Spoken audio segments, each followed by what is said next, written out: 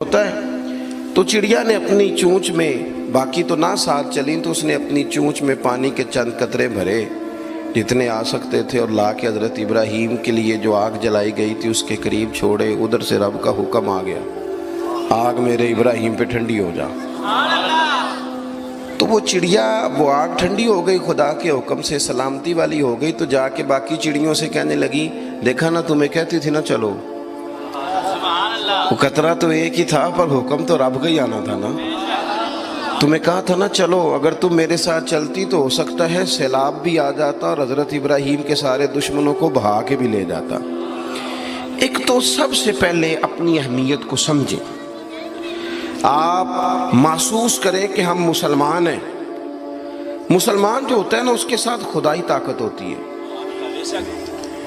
نبی پاک صلی اللہ تعالی علیہ وسلم نے فرمایا دعا مومن کا ہتھیار ہے، اس کے ساتھ جو خدائی طاقتیں ہیں وہ کافر مشرک کے ساتھ نہیں۔ جب تک یہ سمجھ نہ لیتا کہ اللہ تعالیٰ کی طاقتیں، اس کا فضل میرے ساتھ ہے۔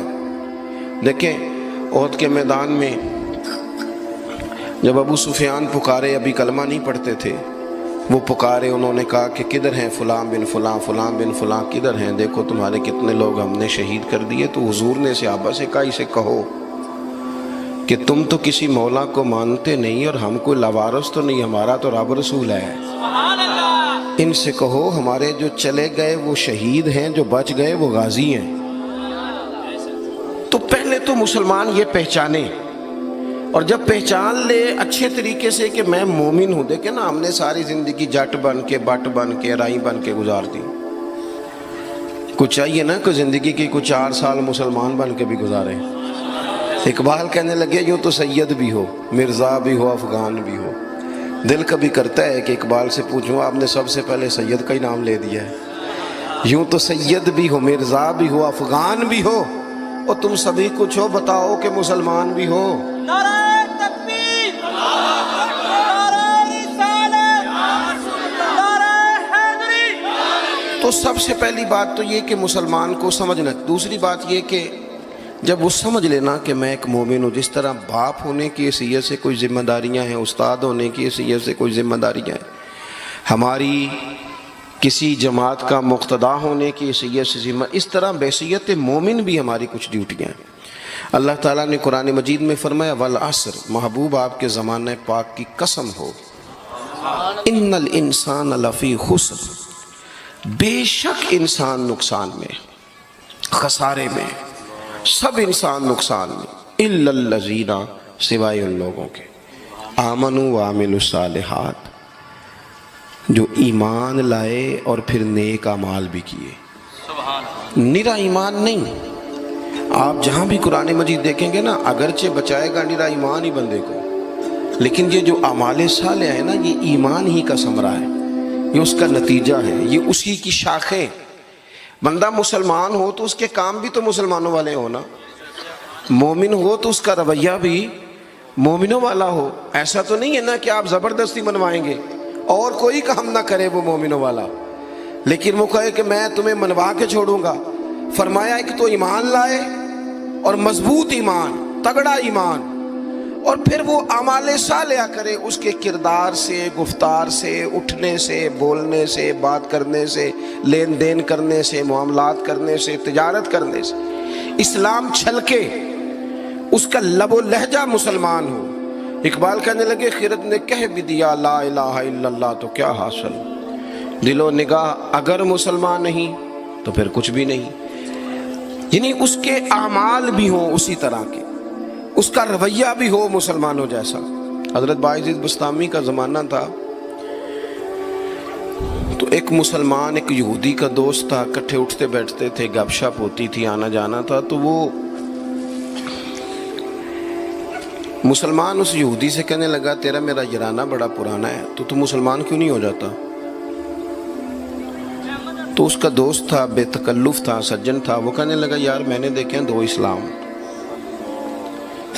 ایک اسلام وہ ہے جس پہ تو عمل کرتا ہے، اور ایک وہ ہے جس پہ حضرت باعزید بستامی عمل کرتے ہیں۔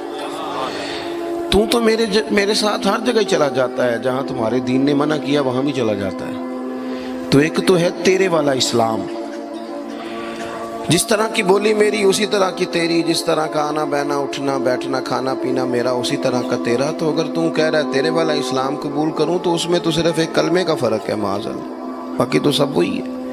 اور ایک اسلام ہے حضرت بایزید کا، بولے تو سچ بولے، کھائیں تو طیب کھائیں، دعوت دیں تو خیر کی دیں، بات کریں تو بھلائی کی کریں۔ اگر اسلام وہ ہے جس پہ حضرت بایزید عمل کرتے ہیں تو پھر تو ان سے کہے مجھے دین کی دعوت دیں، ان والا اسلام میں قبول کرنے کو تیار ہوں۔ جب تک ہمارے مزاجوں میں ہم نہ زبردستی، جب میں آپ ناراض نہ ہونا، بعض دینی لوگ اسلام کو لبادے کا نام ہے، داڑھی رکھ لی پگڑی باندھ لی تو بس اسلام مکمل ہو گیا، جبر کریں گے، بعض دفعہ اس طرح کا لہجہ اختیار کریں گے کہ لوگ پریشان ہو جائیں۔ اور بھئی اسلام فقط ظاہری حلیے کا نام نہیں، آپ کو پتہ ہے عقیدہ اور نظریہ تو بات ہی ساری باطن کی ہے، آپ کے اندر دین کتنا ہے، آپ سچ کتنا بولتے ہیں، دیانتدار کتنے ہیں، حلال حرام کا فرق کتنا کرتے ہیں، اس سے آپ کے اسلام کا پتہ چلے گا۔ اس سے پتہ چلے گا کہ آپ کس قدر زیادہ مسلمان ہیں۔ صرف حلیے کا نام اسلام نہیں، میری بات کو یاد رکھیں۔ تو اللہ فرماتے ہیں کہ ایمان لاؤ، پھر ایمانداروں جیسے کام بھی کرو، اور پھر یہ نہیں کہ جس طرح کی ہوا ہو تم بھی ادھر کے ہو جاؤ۔ وَتَوَاصَوْا بِالْحَقِّ، تمہارا ایمان بھی ہو، اعمال بھی ہوں، اور تمہیں حق بھی کہنا آتا ہو۔ ہمارے ہاں لوگوں کا حق کہنا آتا ہے پر غریبوں کے بیچ میں جی ہمیشہ سچ بولنا کدے نال، ماڑے بندے نال، میری گل کھری کرنا بھی، تو کھری گل ڈی ایس پی دے منہ تے کری جا کے، تیرا پتہ لگے یہ جڑی تو کھری گل کرنا ہے نا۔ دیکھو نا جی، آپ سارے لوگ مجھ سے پیار کرنے والے ہیں، میں جو مرضی کہوں آپ نے کہنا ہے ماشاءاللہ، محبت سے ہیں نا آپ۔ مزہ تو تب ہے کہ ایوان اقتدار میں آپ جائیں، وہاں آپ سچ بات کریں۔ بہت سارے لوگ سچ بولتے ہیں دوسروں کے بارے میں، حالانکہ سب سے زیادہ سچ اپنے بارے میں بولنا چاہیے۔ لوگوں کے عیب چھپانے کا حکم ہے، وہ دنیا بیان کرتی ہے، اور اپنے لیے استغفار کا معاملہ ہے، وہاں لوگ دعویٰ نیکی کر جاتے ہیں۔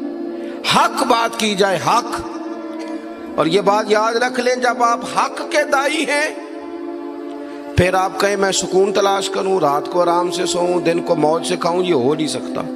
حق کا رستہ بہرحال اس میں سپیڈ بریکر بھی آتے ہیں، اس میں کانٹے بھی آتے ہیں، اس میں تکلیفیں بھی۔ حضرت جنید بغدادی نے ایک بندے کا جنازہ پڑھا تو لوگ کہنے لگے جی سارے یہ نو چنگا آن دے رہے ہیں،